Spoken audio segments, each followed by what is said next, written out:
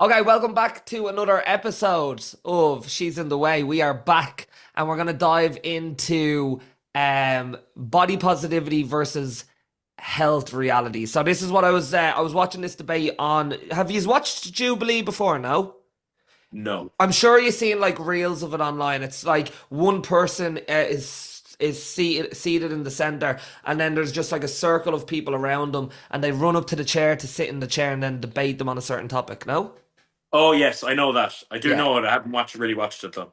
All right. Well, so the last one, which obviously is relevant to all of us who you know um or have interest in the fitness industry, is basically, so there's this professional called Gillian Michaels, and she goes head to head with these 20 body positivity activists, right? And it's actually really interesting now, and there's loads of different kind of statements that she makes, and people sit down and then they essentially debate it. So I'm gonna ask you a couple of statements, and then we'll kind of go through it and see what you think. So the first one that her first opening claim was obesity is not healthy, and pretending otherwise puts people at risk. What are your thoughts on that? I was thinking about this before. I like it is pretty well understood, I believe, that obesity is a health or it increases risk of health issues. Um, so yes, in regard to that, but like loads of people could say you can be slim and smoke and not do any activity and things like that. So there's too many factors to just say that is like going to make you unhealthy, but realistically, with obesity comes poor habits. I'd say.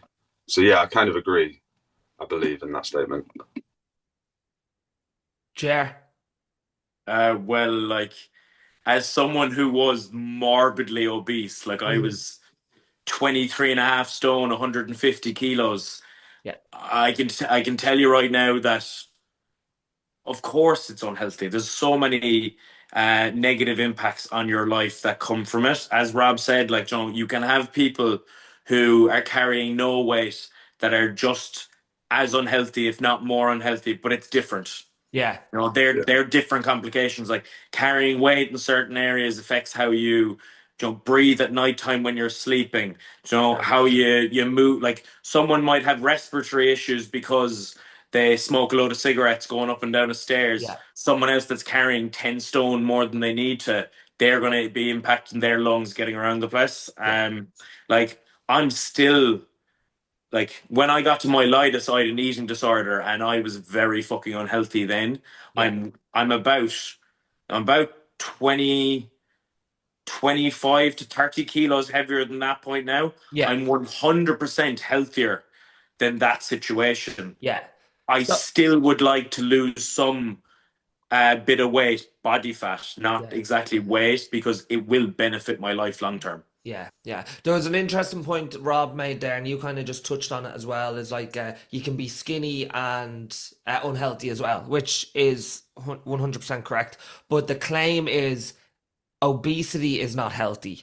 Not that you can't be unhealthy at any body weight, because you can be unhealthy at any body weight, right? You can be mentally unwell, you can be physically unwell, and your BMI can look like relatively decent, all right? But obesity itself, so excess of body fat I was going to is. say, do you have a actual definition of obesity in front of you? I want to have that Yeah, up. well, it's obesity, typically BMI of 30 plus or more, accurately excess adipose tissue. Adipose tissue. Yeah. So here's the research on it. The main research on it says correlates with higher risks of type 2 diabetes, cardiovascular disease, certain cancers, hypertension, fatty liver disease, sleep apnea, which is what you touched on there, Jer, which is very true as well. I remember having loads of clients who I helped to like lose 10 kilos, 20 kilos. And one thing that they would always say is that, or they would say that their wife would say that they stopped snoring and stuff like that when they were sleeping. Type 2 diabetes, cardiovascular disease. So the World Health Organization states that higher than optimal BMI causes an estimated 3.7 million deaths in 2021 alone. Large scale meta analysis confirmed elevated risk in obese ranges, even in some individuals show metabolically healthy obesity temporarily. So what that basically means is even people who, because I remember there was a study before, and I used to always cite it about 4 or 5 years ago, and saying that fitness over fatness, which there's a lot to be said about that. That you can be quite overweight, but if you're fit, then you're still going to be healthier than someone who is, let's say, of a lighter weight but unhealthy. But actually, the research now shows that even if kind of metabolically you're a healthy obesity over time, that's in a short period of time, over time that still can cause a lot of them risks as well. So like I don't think there's any debate in that, you know having excess body fat on you, like that's going to be detrimental to your health over time. Yeah, 100%. Like you can't argue it's not. Yeah. Like So then I have it. I know it'll benefit life not to have it. So then the second part of that statement then is pretending otherwise puts people at risk. Um, what are your thoughts on that? Yeah, yeah, I'd say And so. I and think and it here's doesn't the just question. risk. The question actually on top of that, Rob, for you to answer. So pretending otherwise puts people at risk. So why would people pretend otherwise? If the research is like glaring and in your face, like like dozens of meta-analysis shows this. So why would people pretend that it doesn't, and how does that put people at risk? Well, we know how it puts people at risk, but why would people pretend otherwise? Well, in terms of the risk thing, I agree that it puts the person who is potentially medically at risk at even more risk, because like they're going to be more relaxed about it. Although that could be beneficial, I guess, in a way.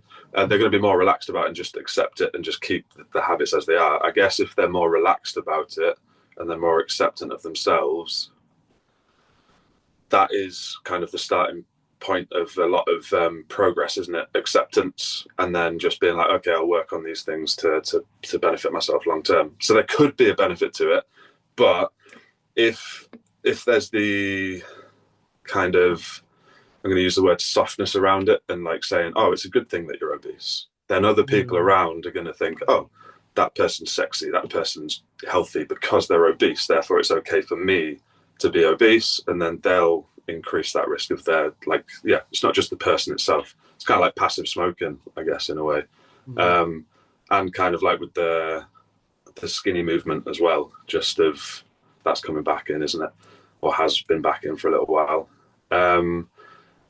What was the other question? Why? So Why why would do you think people do it? people? What I'll do is I'll frame this around the actual. I'll frame it around like what body positivity is, and the history on it, right? So body positivity started as a fat liberation in the 1960s. All right, there was a lad called Bill Fabry, and he saw his wife discriminated against. And then he basically created this like fat underground 1973 manifesto calling out diet culture, which is what you're alluding to now. This is why I'm touching on that. So, like, it was rooted basically in civil rights and feminism, and fighting kind of racism and misogyny tied to the tied to body size. That's how they basically framed it. And then it exploded again on social media back in 2010, with body positivity and pushing self-love and rejecting like diet culture and beauty standards and all that stuff, which like I think all three of us can agree that like there's elements of truth in all of that, which you could 100% get on board with. Now, Well, go ahead. I think that's where we went wrong with it. Like I do appreciate the body positivity movement, but it's, I think to someone's call it like toxic body positivity, Yeah, where that's it's great. the Yeah. it's the delusion, it's the delusional side of it, that like it's okay to be overweight. It's more accept your body, and it's to do with your mental health, your Yeah. getting depressed and stuff like. Sitting at home and calling yourself a fat bastard is not going to help you. It's No. not going to make you feel better. It's not going to make you more inclined to go outside and do something. But it's now gone to the side of it's okay to be like that. And it is okay to be like that, but that doesn't mean you shouldn't do something about it. Mm. Yeah, I And think that's it's and kind that's of where we've fallen down. I think it's kind of in a lot of ways it's polarized itself, hasn't it? It should be that it's not you are not a bad person if you are overweight. That's Mm. kind of the message. In my opinion, that's what it should be. Yeah. But it's not that it's okay to be obese health wise. It's acceptable to be, or like, yeah, you're not a bad person to be, but maybe acceptable is the wrong word.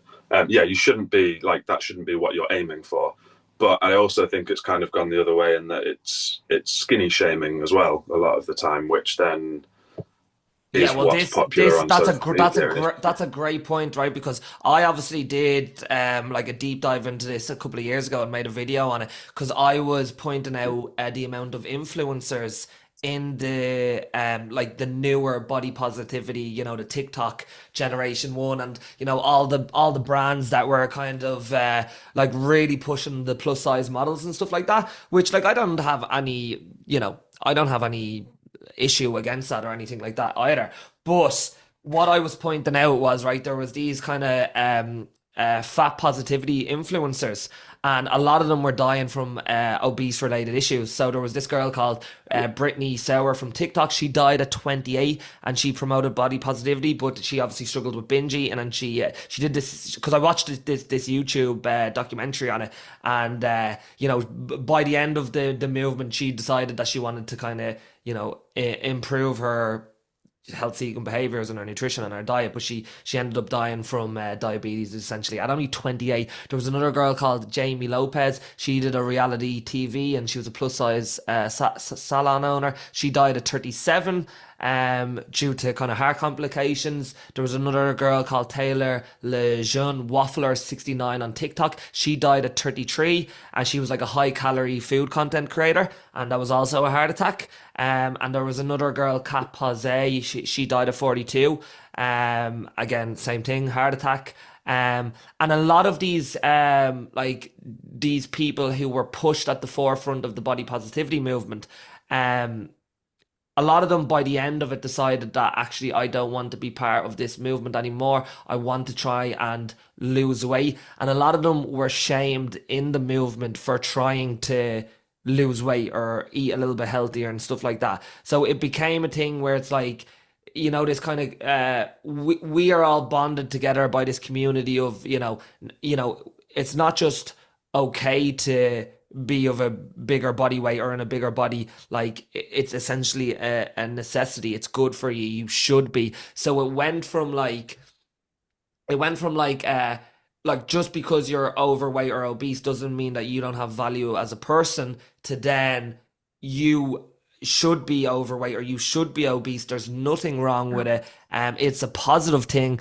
And for you to try and change your body, that's wrong. That's morally wrong. So when you touched about, demonizing people for losing weight or this attacking people who are skinnier and so on and so forth, I think that's what became like a very, very toxic part of what Ger said, the toxic body positivity. It was that, they created this kind of, in group, out group. So this is the in group. If you're bigger, you're in this in group, and we're going to empower you. You're going to have all these kind of brands, and we're pushing this as much as possible. And if you try to lose weight or change your body, then you're not part of this group. You're not in the in group, and now we're going to demonize you for trying to change.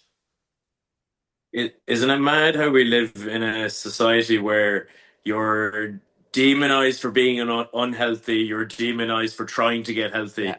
Like like people will say, like, if you train a couple of days a week and you're a little bit conscious of your food, they'll be like, "Oh, what are you dying for?" Or relax a little bit, it'll be okay. If you leave yourself go, then people will talk about it. Yeah. It goes both ways. Like I said it already. Like, I am a huge fan of the body positivity movement in certain aspects of it. I myself tried a fat loss stage, was it before last summer? And when I was going through shit and I went to do it, some of my old habits from my eating disorder days started to creep back in, and I instantly went, as much as it is valuable to my health to lose this bit of weight, there are other things I need to do that aren't going to damage my mental and physical health by aggressively dieting. Mm. You know, like improving cardiovascular levels, improving strength, you know, certain eating habits, even though I'm like on the points quite a lot the last while, but like there's certain aspects that that trying to improve my health in a certain way is also damaging. Mm. It goes both ways, and like it is kind of mad that like the reason they got demonized for wanting to change their lifestyle was because they built their entire platform on telling people it's okay. Yeah. Not a Their not identity's a tied it's in their body okay to weight. be. Yeah. Yeah. And they didn't do it in a way. It's, as Rob said, it's okay to be carrying extra weight. You are still a good person. There is nothing wrong with you because you're carrying excess body fat, but you can still try to improve aspects of your life. Yeah. Isn't it Yeah. funny how And if I you that's where isn't it funny how if you create a message online or people know you for a certain thing or a certain identity, the minute you kind of step away from that, it's like, oh, I don't know this person anymore, and that kind of feels like a threat to people. So then they kind of go on the attack of that person. Yeah, I was just going to say that in terms of the threat aspect, well, kind of linked to it, if someone's built their platform based on that and made people feel value in themselves because they associate with that, and then you start going, actually, do you know the thing that we bond over? I'm going to change that and I'm going to be something else. It kind of rips, I guess, some of the confidence away from the people that were following them because it's taken some of that their value, that fragile value away from them, and they've kind of potentially lost a bit of their identity in the process, and they're it's like, oh shit, what do I do now? Like, it's I don't it's know who I it's am. false. It's a false confidence. Yeah. It's false confidence. Like I like y- we you can carry extra weight and be okay with your body and be very happy with what your body can do, but like at the end of the day, I know myself, like I still want to lose weight. Still want to. I'm happier in my body, but that's more up here, but I still want to change how my body looks. Well, that's holding No, there's two still this that's holding two truths at once, which a lot of them haven't been able to do because they've been fed a certain narrative. So the two truths you have right there is that, I'm happy with who I am and I still am allowed and want to change my body. goals. Yeah. Like you Yeah. there's And there'll be, sorry, go ahead, Rob. I was just going to say, there'll have been a lot of people that followed those people that actually were aware of the fact that her progressing in that way is good for her. It's just they're less, I guess, less vocal maybe, or less reactive online, so you wouldn't have heard quite as much about it. But yeah, if they had like 1 million followers, they're going to have a good chunk of that are actually like, oh, good on you. We're following you because we're following your journey. And Yeah, well, that actually, would be yeah, great that you you're. would imagine that's people who are quite happy with who they are as well. Because if you think about it, if you're Yeah, happy in your own circumstances, you're not going to begrudge someone for trying something new. It's kind of like the local town, small man mentality. It's like, all right, everyone in the town is the same, and then this person goes off and tries to do something new and be adventurous or something like that. So then they all start to bitch about him as he goes because it's like it threatens their own identity as a what a tall poppy syndrome, or the nail that sticks out is the one that they hammer down, and all them sounds. I think someone I was around maybe a couple of weeks back said something like that. A lot in Ireland anyway. That like we can be a big country of begrudgers. Yeah, That if anyone tries to do better or better themselves, like, well, fuck that guy. yeah, I don't I don't want to see that person bettering themselves. I want them to stay in the misery with me. yeah. It's a real big thing we have here. I don't know what it's like. It's probably the same in the UK. I think it's the same in I think it's the same in the UK. I remember someone talking about this about like the difference between the UK and I think it was oh, what's his name, Kissing Constantine. It was like in the United States it's all like blue sky thinking. It's like, oh yeah, go do it, you'll be great, blah blah blah. Americans like really big each other up to like live the American dream and try to become like a millionaire or a billionaire. And then in the UK and Ireland, it's more like, who does this lad think he is? But it's kind of, you kind of need a little bit of both, because if you're someone who has a big ego, sometimes it's nice for someone to kind of pull you back and, you know, like let you know, do you know what I mean, who you are. But then also it's like sometimes someone needs a little bit of encouragement, like, yeah, go and do that thing. Yeah, agreed. Yeah. I think I saw a video of a guy on, I think it was on with Jimmy Fallon, and he was talking about becoming James Bond. It was quite a funny little sketch, but basically a big part of it was Americans always say, "Why not?" Yes. Whereas English people say, I can't remember what it was, but it was basically saying, "Why would you? Like, what's the point?" or something. But yeah, maybe that was it. What's the point? That's how. Why would you, or why not, and or why would you? Yeah, that makes perfect sense to me. Yeah, I think, and depending on your personality, you might need one or the other. Like I'm always like thinking to myself in like in a optimistic way. Is like, yeah, well, it'll work itself out. And sometimes I need, like, if I give like a business idea to my dad, he'll straight away be like, no, this could go wrong, this could go wrong, and I'm like, you know, and I'm like, I don't need to hear all that. It's all gonna work out. But I don't look at any of the kind of negatives. I'm just like, go all in on it. Whereas sometimes you need that. You need a bit of pessimistic attitude in your life as well as optimism, I think. Well, I think it's good for you. Yeah. Like we're definitely when it comes to like the business ideas or different things like that, we're kind of head in the clouds that like, fuck it, it'll work out. Like I already talk about enough negative stuff myself, but when I want to go do something, having someone be the pessimist is actually great. Yeah. It's good for me now. There's definitely something to unpack with my therapist on that. It's when someone says, "Oh, that won't work out," or "You can't do that," and be like, "Well, fucking watch me." Yeah. Yeah. You know? And there's also the other side of it. It's like if something does work out and it's going well, and then you get kind of ahead of yourself, like, oh, I'm untouchable, everything I do works out and stuff like that. And it's like sometimes because when you're winning, you think you're always going to win, and when you're losing, you think you're never going to, you know, see around the corner. And it's like you're not so great like that. You should be cautious when things are going well. And you should also understand when like things aren't going so well that like you're only around the corner from something turning. I'm quite lucky. I always presume something's going to go wrong. So you're more cautious then, would you say? I wouldn't know. See, this is the thing is, would you say you're more risk adverse? No, definitely still take risks and still do stuff, but I presume things will go wrong. But I think it allows me to just be like, fine, I'm going to do it anyway. At least I know what's the worst could happen. Like, you know that thing, the worst thing she could say is no. And I'm like, no, the worst thing she could do is belittle you in front of a giant group of people. Yeah, I love them. So I'm prepared for that. There's some great videos of that. What do you think you are, Rob? Do you think you're more like blue sky thinking or more, all right, tread with caution? Definitely tread with caution. I was thinking about that a fair bit in comparing myself with, and I noticed you carefully worded it right at the start of the podcast where you were just like, have an interest in the fitness industry, because you were going to say work in the fitness industry. And obviously I don't really at the minute. And I think a big part of... Goodbye, Rob. He was making such a great point there as well, doesn't he?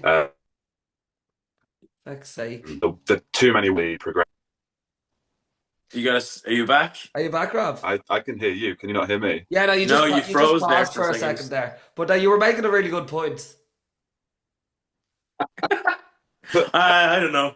He was making a good point about not being in the fitness industry. Yeah, so basically just, I think a big part of that is a lot of hesitation and a lot of what ifs. I focus on the what ifs a bit too much. That's funny that you noticed that I did that. Actually, you're very intuitive, very good. I didn't think you noticed that I did that. Well done. Oh, I did. Okay. Anyway, let's go back to the we've. I don't know how we ended up on that tangent, but we're back. We need to go back to the body positivity because. Right, I've spoken about the real world consequences of like promoting obesity. Okay, obviously the three of us are in agreement that obesity isn't really good for your health. Doesn't mean that the person doesn't have value. But to promote it as healthy is factually wrong and probably dangerous. Are we agreed? Yeah, Yes. Yeah, yeah. okay. All right. Now Yeah. let me go on to the pros of body positivity. All right. Now you have touched on what you think that body positivity should be, and I would agree with both of you on that. And then because I remember obviously when I was obviously online coaching and stuff like that, a lot of the conversations you're going to have with people is going to be based around food and then them beating themselves up and stuff like that. So I remember going through a couple of different studies on this, and I wanted to pull them up because this kind of ties into body positivity. And number one was less shame helps people to lose weight or stick to better habits, which I'm sure you would both agree. So when people stop beating themselves up and start being kinder, that's self-compassion, a core part of body positivity. They tend to do better with their weight loss goals anyway. So studies on compassion programs like group therapy sessions show they cut body shame big time, boost kindness towards yourself, and help people to drop pounds more sustainably. One trial found folks in these programs lost weight while feeling way less depressed. 66% saw real mood improvements versus almost none in the controlled group. Reviews of multiple studies say self-compassion boosts motivation for healthy eating, exercise, and weight loss. People who practice it handle slip-ups better, so no binge restriction cycles, and stick with changes longer. Like that, I presume that's even without the research. You obviously know that intuitively. Yeah. Yeah, that's kind of what I was getting at before. When you take that, add a bit of acceptance Yeah. and less judgment. Yeah, you tend to feel a bit freer mentally to actually just live. Well, shaming someone or yourself into certain habits or different new lifestyles isn't sustainable. Yeah. You I know, think if you're eating a certain way because you're ashamed of the way you were eating before, you're going to end up developing habits that are also not good for you. Yeah. like even if someone is ridiculously fit, eats well, goes to the gym loads, like not that that's an essential for being fit, but like does everything that realistically can and together is good for you, people can shame those people. And even then, even though they know they're doing the stuff that's really good for them, they can feel a bit of shame themselves. And that kind of stunts their growth in different ways and stunts their ability to kind of live life as they want to. So, yeah, just the shame in general is quite debilitating sometimes, I Yeah. guess. Second study that I pulled up as well, which follows on from that point, is shame doesn't stop overeating; it triggers it. Research shows people teased or shamed about weight binge eat way more. Even years later, it spikes guilt, stress, and comfort eating cycles. Multiple reviews link weight stigma directly to binge episodes, emotional eating, and full binge eating disorder. That shame makes food a quick escape for feeling bad. Which yeah, again, it's like shaming people isn't a positive way or a productive way to create behavior change. I don't think it just fuels it even more. What's that Austin Powers clip with is it Big Fat Fat bastard. Bastard? Yeah, yeah, You know that, yeah, and it's like, and he has that clip where it's like, I eat because I'm sad, and I'm sad because I eat. And I remember the first time seeing that, and I was like, there you go, because like it's your emotional support yeah. when overeating is a big thing, is you go to food. And nine times out of ten, as someone who's been through that, you can be sitting there eating the things that you think are bringing you comfort while you're shaming yourself for eating them. Isn't it terrible when you laugh at something and then realize, oh shit, there's so much truth in that, and then it makes you feel sad? Yeah. Yeah. Yeah. Whereas we gotta laugh at the darkness just a little bit. Yeah. True. And then the other study was shame makes people skip exercise. Acceptance gets you moving. Nobody skips the gym because they're lazy. Shame makes them hide. Big reviews of dozens of studies show everyday weight discrimination and self-shame lead to way less physical activity. People avoid workouts to dodge judgment or feeling exposed. Even anecdotally, like when I talk to people, I remember having a one client, and she wanted to start running, but she was too nervous to go for a run in case people like seeing her. Do you know what I mean?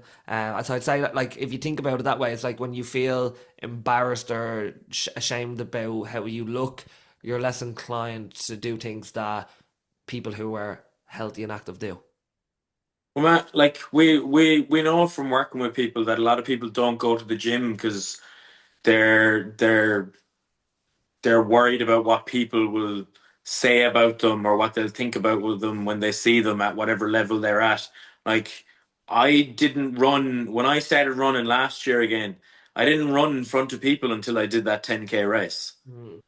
I have a private estate I go to where I run. Now it's fantastic because I don't want to be around people when I'm doing it. But like, I don't thoroughly enjoy doing certain activity around people.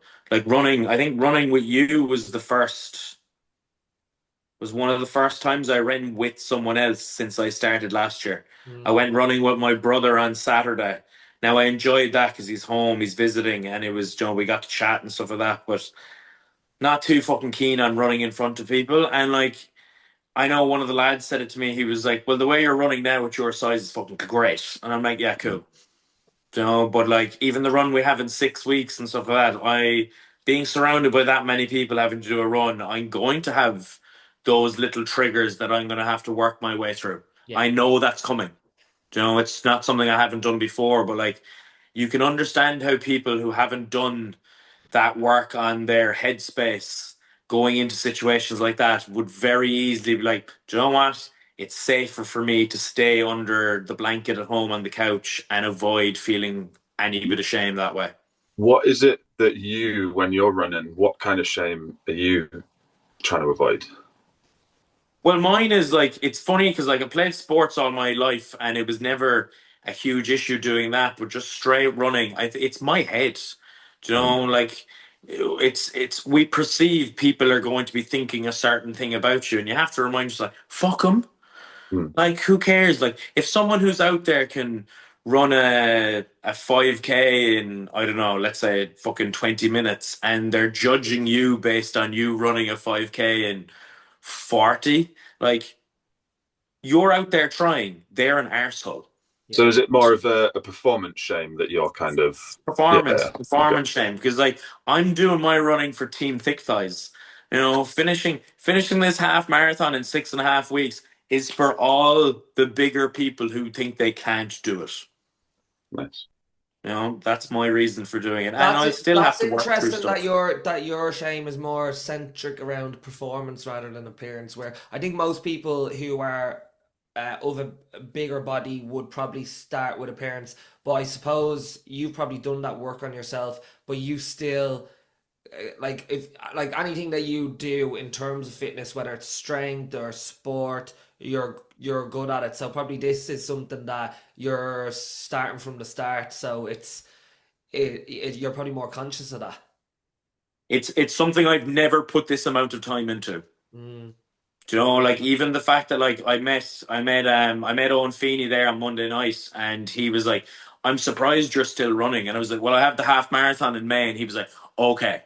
He was like, "So you're training for something," and like, it is I've always tried to put a big focus on activity stuff being performance, Yeah. because if I constantly just make it about trying to change my body, I'll never be happy. Yeah, true. True. I'll That's never be happy. And I always look back on, like, I think I remember a doctor coming into our rugby team when we were all like 17, 18. He was doing the whole BMI testing and everything like that. And he said, I think he said like 75 to 80% of this team is overweight and unhealthy. And I remember one of the lads, big prop, just goes, "I'd like to see you on a field for 80 minutes." And it's that like, for his sport, yeah, he was carrying a bit of weight. The guy could get around for 80 minutes, do Mm. a savage fucking shift inside it. And you notice it with most rugby players how they do shrink a good bit Mhm. after they come off the field. You have to carry weight. It's the only way you'll survive there. Yeah. But I think that's the big thing with the body positivity movement is, and I do it with clients, is trying to focus on performance. Because if you do focus on performance, your aesthetics will change. Mm. that your shape will change. You'll feel better about yourself if you can do something you couldn't do before. But if your only measure of success is that scale, that ticker on the scale going down, it's going to go up and down so often that you'll never be happy. Hmm. You know? Yeah, I think it's a really good. Like, if someone, let's say, someone is self-conscious about exercise and going to the gym, going out for a run, going out for a walk, whatever it is, doing some sort of physical activity because they are worried that they will be judged, that they were probably maybe judged in the past. They maybe got like sneers or nasty comments from kids when they were younger, whatever it is. Um, like, it's very difficult then to put yourself mentally in a place where you want to go and feel uncomfortable again or feel embarrassed or set yourself up for that judgment. Like, nobody likes to do things Yeah. that they're not good at. We like, everybody hates that. I think it's, we kind of forget about that when we go to the gym or whatever we do because we've done it for so long that you forget how uncomfortable that feeling can be for people.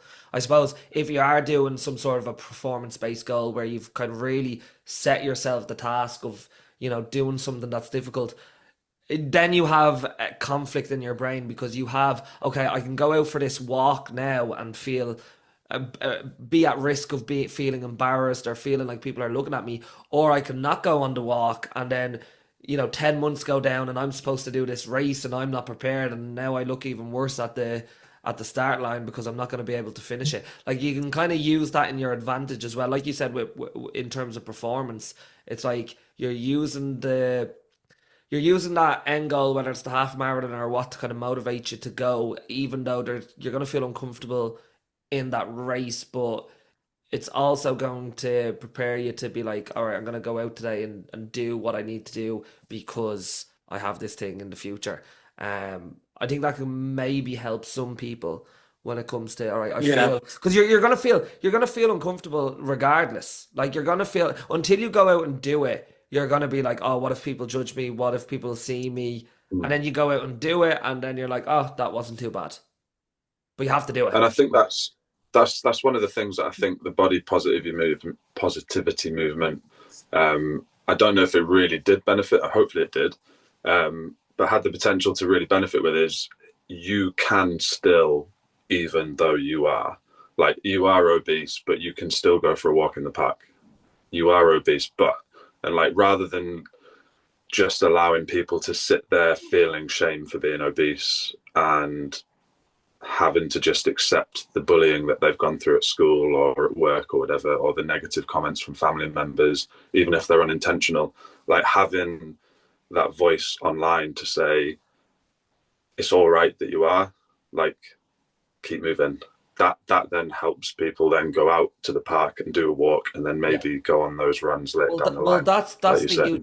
huge point, and that's what the body positivity movement should have been about. Is that it's not even body Yeah, positivity; it's body acceptance. It's like, this is Yeah. this 100%. is Yeah. this is who I am. This is the weight I'm at, and yet I still belong and deserve to be in this gym just like anyone else. I And I you made a good point there as well. I think labeling it body positivity gives it a polarization. Like, that suggests there's body negativity as well, whereas actually, which there is obviously, but body acceptance doesn't give really the freedom for it's good this way or it's good that way. It's just everything's acceptable, Yeah, but work on it. body positivity is kind of like, all right, I'm perfect the way I am, and therefore I don't need to change. And actually, I shouldn't want to change. And by me trying to change, that's a bad thing. I'm doing a bad thing. And Yeah, that's where the shame came in from people trying to lose weight, from this yeah, kind of community of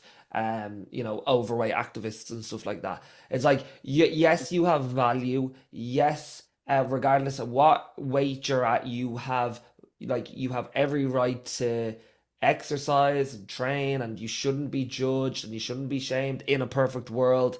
um and you're still allowed to want to lose weight. Well, isn't it? There's something about if you're in a place where you're saying I have no more growth to achieve, you've failed. Mm. It's the idea of like I'm perfect the way I am and there's nothing I can improve on. is utter madness. Like perfection isn't a real thing. Yeah. It's not there. We all have things we can improve on. Yeah, if Like, you're saying that you can't improve on anything, you're basically just given up, haven't you? Like you've yeah, just like given up looking for I can progress. talk I can talk about changing um changing the levels of fat I'm carrying, or changing my or increasing my levels of performance in the gym or out running.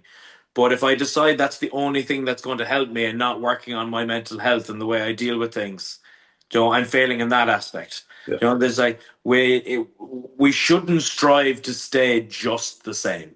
Yeah.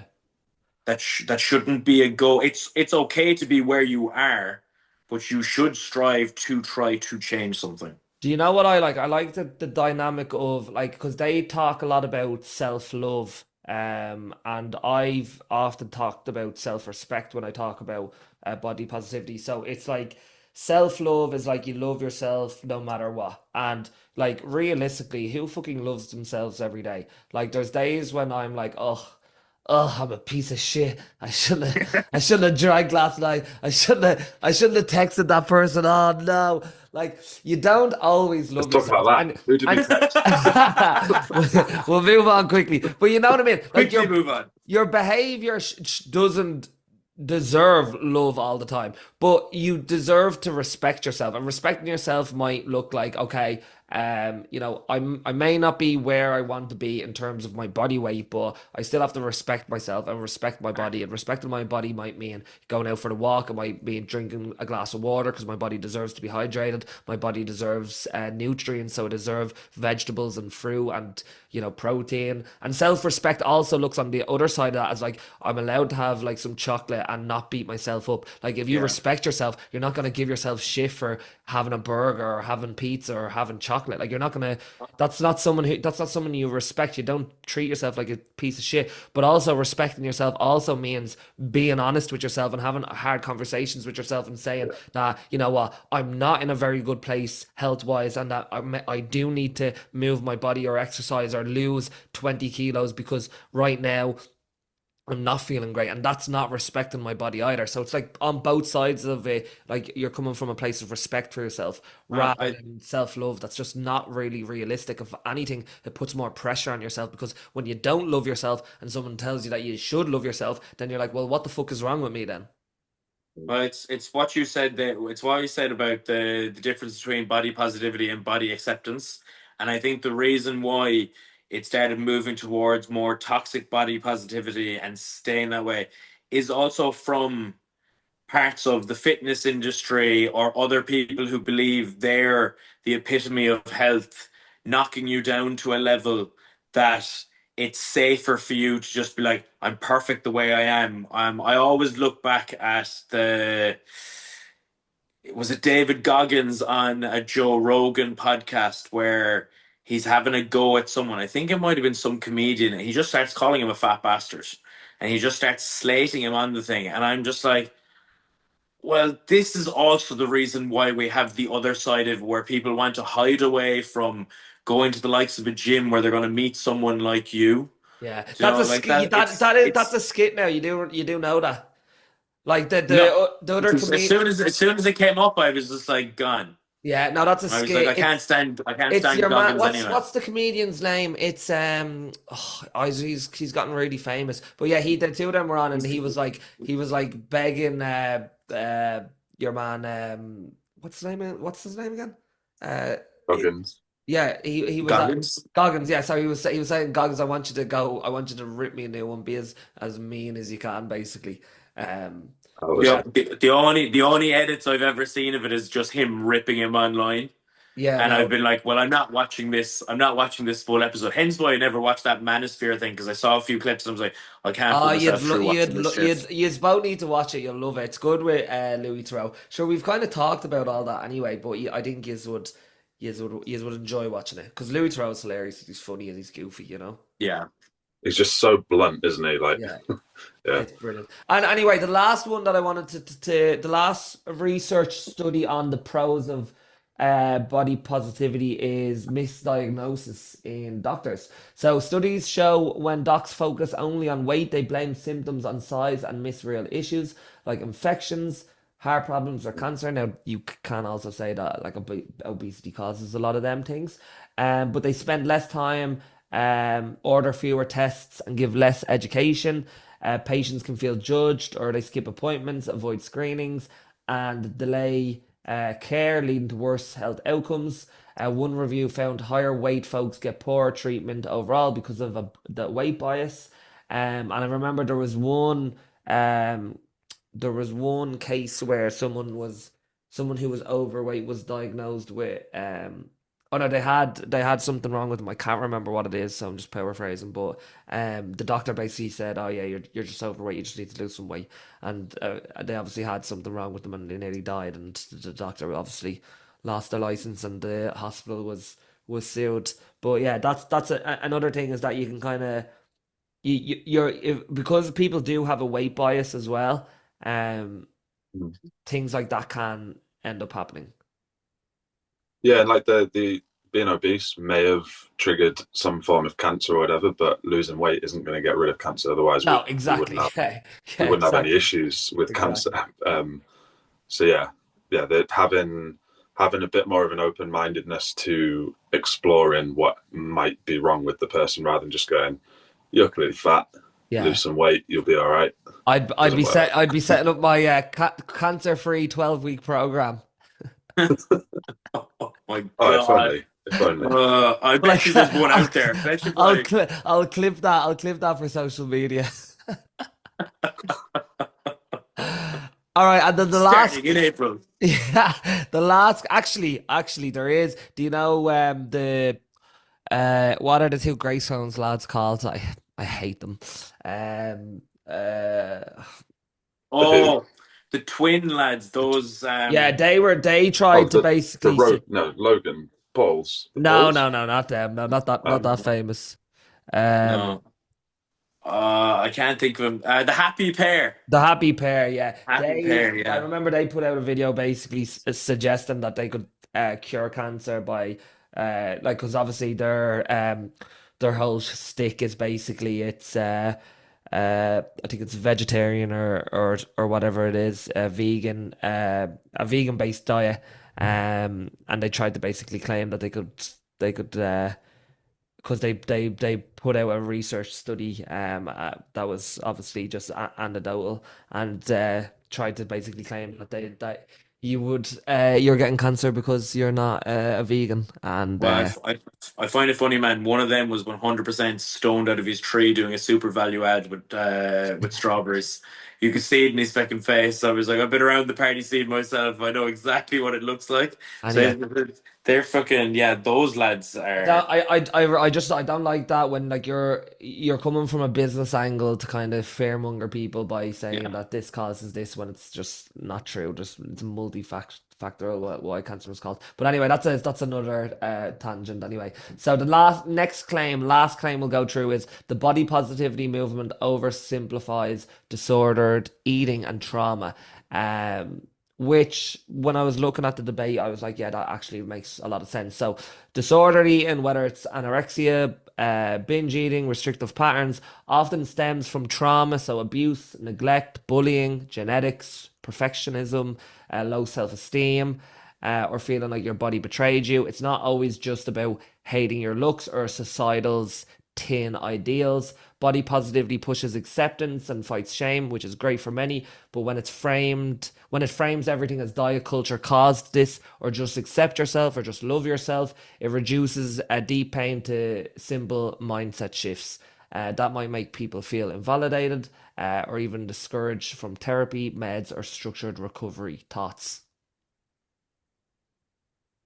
So basically, body positivity is taking people's uh, willingness to take action away. Is that what you're saying? Sorry, my Yeah, brain I think started. so. Yeah, well, it simplifies it, doesn't it? It's like if everything's just Yeah, caused by diet culture, and if everything's just caused by the beauty standards, then you just need to fight against the beauty standards. Doesn't matter if you have trauma from abuse, like it's just yeah, diet culture. yeah.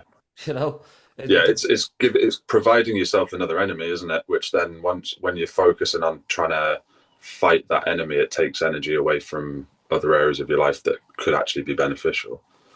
Um, yeah, I can see that, especially if you do still have those deeper traumas kind of acting on you. Like if you've worked on them and you are kind of as far past them as you can be for now, like yeah, maybe focusing on the other movements being a bit of an issue could be beneficial. Like if you end up then acting in a way that kind of counteracts them. But yeah, overall, it sounds like that would be relatively harmful. Just trying to pass the buck on to something else.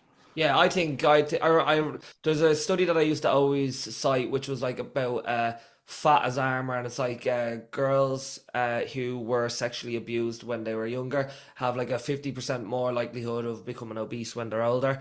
And essentially, what they're trying to do is they're trying to discourage predators by like basically, by gaining so much weight that they're not desirable to their predators, essentially like that. And I you're not gonna solve that by just being like, oh yeah, body positivity, uh,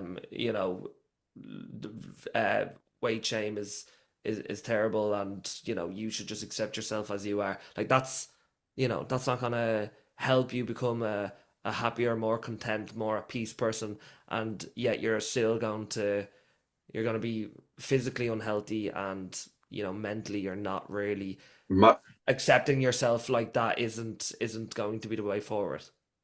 Yeah, and my view of it is so I know I'm not a psychologist like trained or anything, and I don't know exactly that situation, but to me, from what you said, in terms of let's say they were abused when they were younger and then they gain loads of weight, yes, part of it could be a conscious, I'm going to make myself Well, it's subconscious. unattractive to try and resist someone. But in my mind, someone's taken control away from their life. What's the one of the things that that person can have control of? Yeah, that's true. It's potentially food. So Yeah. if you then target someone else saying, "Oh, your eating problems are someone else's fault," Mm, you've lost control of absolutely everything potentially in your life, or at least you've been told that you have. So you weren't even in control of your eating habits.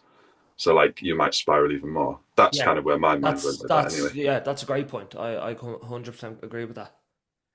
What do you think, Jer? Uh, like it's hard, like coming from having an eating disorder. Like I always look at it that I used to have moments where I thought was like the triggers for what caused it, and it was quite interesting for me to start looking back at like how how my childhood impacted leading up to those certain situations that I thought were triggers. The way people talked about food, the way people talked about body shapes around me from a young age wasn't directed at me, but you'd hear people talk about other people to like getting to a point where you were 16, 17, 18 playing high level of sports and a focus. I was tracking calories at 17, 18 in school with taking a notebook and someone coming in and great coach, but I was literally being berated about how I was eating. Wasn't being taught anything about how I should eat. There was no thought to let's do some extra training sessions that could help with my fitness or anything like that. You were belittled for your food choices. There was no understanding in it. It made me hate playing rugby and doing all that stuff to the point I went down the other end, and that's when I started gaining all the weight. Your self worth is in the fucking toilet, like, and it is a very hard thing to climb back out of because when you have those days where you're trying to better yourself, and this is where the whole like managing expectations comes in as a coach, that there's a reason why 8 to 12 week shreds work, because people believe it's going to take 8 to 12 weeks to completely undo 10 years of a lifestyle you've had. That's why they sell. And every time you have one little slip up that you overindulge here, or you don't do that training session you do, you feel guilty, and the easiest thing for you to do is slip back into an old habit. And it's hard. Like, I quite enjoy talking about my years of like, I spent 6 months thinking I was ill. I didn't know what was wrong with me. I avoided going to a doctor, checking. It was the only time people commented on my body in a positive way. Mm. I looked great in a suit. I was getting sick after nearly every meal. I was binge eating. I was 1,200 calorie days. I felt horrible, not just physically, mentally, and it's why I like helping people focus on performance and stuff, and that, like, your weight and stuff is another additional thing that it's not a huge focus straight away. It's not something we should put all our eggs into the one basket for, because it's a tough life not feeling like you have any control over any of that. Mm. No, But it do is you very think tough for the. here's a question for you. Do you think when you were in that situation, would something like the body positivity movement have helped you in what it manifested into, of like, you shouldn't want to change how you look, you shouldn't want to lose weight? No, Wouldn't have. no. Not at all. If you had a body positivity movement that was more about acceptance, and like some of the coaches we like know now how working on your habits and lifestyle to feel happier in what you're doing, that would have led to me being able to lose weight in a way that wasn't going to destroy my physical and mental health. Yeah, yeah, Like, I was eating the equivalent of what a 40-kilo child should eat. yeah. All You right. know? Well, let me finish off then with two different questions. Okay. So question number one, I want Bodhius to answer this. So, can we accept people at every size while still saying that excess weight leads to long-term health issues? Can we say it again? Can we accept people at every size while still saying that excess weight often leads to long-term health issues? Yeah. Should we? Should we? Yes, I think so. Yes. Can Like, we we? I should be able asked. to. But can we? Societally, probably not, unfortunately.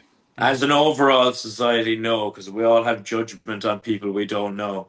But you can look a certain way and be a cunt, like, Do you know what I You want? I know, wanted to also touch on, but we don't have time. Which it only makes sense to touch on this topic, is how GLP-1 medications have changed the the framing around that movement culturally, because a lot of people who were part of the kind of body positivity movement, in what it manifested into, are now on GLP-1s. like Megan Trainor with Megan being all Trainor, about the bits. Oprah is on it as well. She Very, speaks very positively about it. There's so many different examples. Now I know Hollywood just, swings with the times anyway. Whatever is the virtuous message, they're gonna jump on anyway. But I mean, I think it definitely does. Like, you know my position on GLP-1s. You know that I'm definitely an advocate of it. For the right person, obviously. But I think it has definitely shown the fragility of some of the people who kind of have jumped on board the plus size models messaging, and then, the minute they have a medication that helps them to be skinny, and then you have your skinny talk online and stuff like that. Yeah, like, it just shows that regardless of what, even though we would like to live in a society where everyone is accepted no matter how big or small they are, um, like, from a beauty standard, people don't want to be obese. Yeah, we live in a world of judgment. Yeah. yeah, it kind of goes back to, in terms of the GLP-1 stuff, it goes back to your question at the start as like why people, I can't remember the exact question, but why people are saying that it's acceptable to be obese, I think, basically. Like, why is that the case? Yeah. Partly because they want to not have to work on themselves, I guess. They want to be able to accept, which is good in some ways, they can accept themselves, but it's people that are quite extreme with it. Hmm. For example, potentially these people that are doing those medications now, and maybe like they can't see a way of being able to improve themselves health wise, so they kind of go, do you know what, I'm just going to accept where I am health wise and I'm not going to have to work on it. I've got all of this going on, and then as soon as you find this thing that could Yeah, it's hope for them, be isn't kind it? of like a cheat code almost in a way, but not in a necessarily a bad way. It is a good cheat code for the right people, like you say. It's a uh, for someone who's like, if I go back to them, all them influencers who died from obesity, I mean, like, I I don't want to sit there and be like, haha, told you so, that obesity's uh unhealthy and here's the proof of these case examples. It's like you would much rather to be able to give someone medication who has struggled with yeah, obesity their whole life and actually save that person. Like yeah, who wouldn't want that? It's insane. yeah, And then you have the other side of it of like, yeah, okay, you have all of Hollywood who, would, follow the wind no matter what, whatever's popular. And they were saying, plus size models, but now they're all on Ozempic. Again, if people are on Ozempic for vanity reasons and not from a health perspective, the way it should be done, like even then, I'm not going to judge them people either because, people want to change how they look, and I'm not going to judge someone for wanting to change or not wanting to change. But just from an evidence perspective, it's like, yeah, obesity not so Man, great for your health. I could go on Ozempic and take roids, but I know I'm not going to be happy with it. yeah, Yeah, Do you but know, it, like it would but make certain things easier, but like there's lots of aspects where it would make my life more complicated. yeah, but that's a personal decision based on Yeah. like you weighing up the cons and pros. And again, if you did, I'm not going to sit there and say, oh well, Jer's on this and this, like that's a bad thing or a good thing. It's like, you Not in know. camera. Yeah. I was going to say not on the podcast, maybe after a couple of pints, but Well, the only thing I'll judge Ger on is his just, running just performance. no, no, not No, even, you no. I won't would judge me never, on that. I would never judge on his running performance. Only his women performance. Anyway, the last, Uh, and I didn't mean that in the way that I people. was going to make a comment about that, but I just thought don't I'd let worry, it I'll set slide. up a tripod next time. I'll give you a show. He shouldn't be talking to his ex. All right, we'll leave it there, folks. It was great to have you back.